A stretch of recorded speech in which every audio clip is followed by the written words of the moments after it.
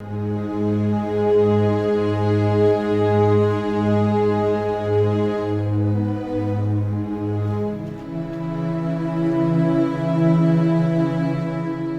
छा तो तू दर के पटी दे जा साहब इन रस्ते सां इन तरह सां निकिरंदो पे वेहो बाबा।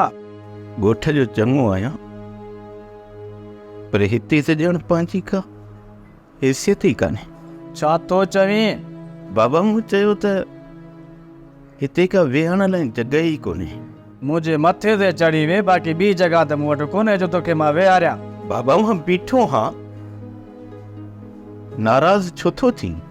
ॿुध त सही, इहो मुचेरी अॼु शाम ताईं मोटी ईंदो या कोन? अलाए मूंखे कहिड़ी ख़बर मोटी ईंदो या कोन ईंदो। मां को वांदो हा या मुचेरीअ खे मां सॼो ॾींहुं गाहु थो चारींदो वठां। मूंखे कहिड़ी ख़बर ईंदो या कोन, अचे न अचे मुंहिंजो छा। घर में हिकु वेले जो सामान पियो आहे, चई त 2 पैरनि जो कयां न त राति लाइ ठाहे रखां।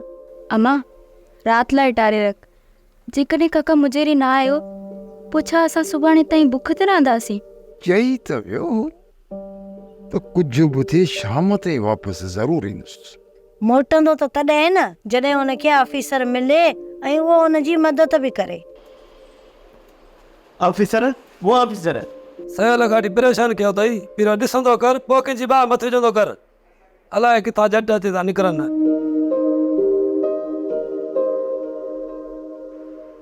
शहर जो माहौल बि अजीब आहे।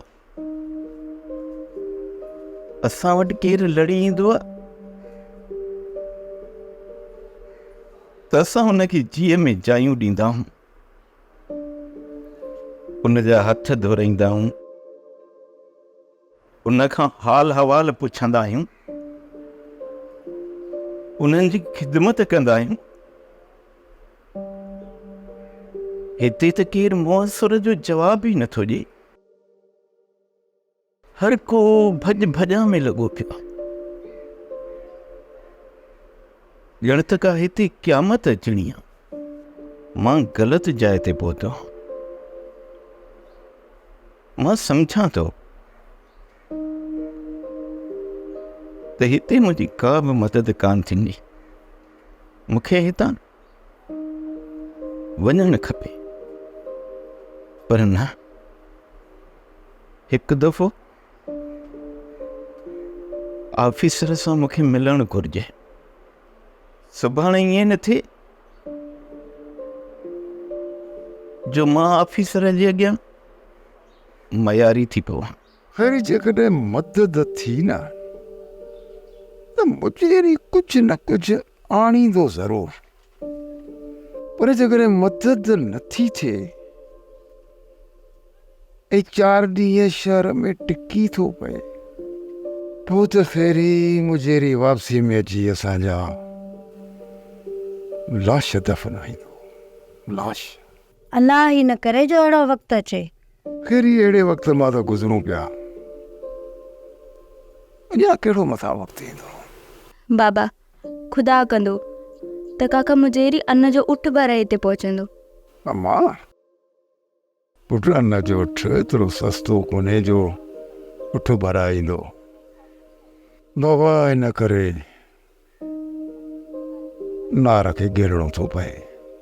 मालिक साईं कंदो त कुझु न कुझु ज़रूरु आणींदो। सॼे वेड़े जूं नज़रूं उन तरफ़ आहिनि। कुझु माण्हू त ॿाहिरि बीठा मुजेरी जूं राहूं था तकनि, पोइ मालिक साईं उन्हनि जूं निगाहूं ना उमीद कीअं कंदो? सोप सीरियल मोहब्बतुनि जो माग तमाम एपिसोड्स ॾिसो हाणे HD क्वालिटीअ में। विज़िट करियो असांजो YouTube channel Sindh TV HD drama.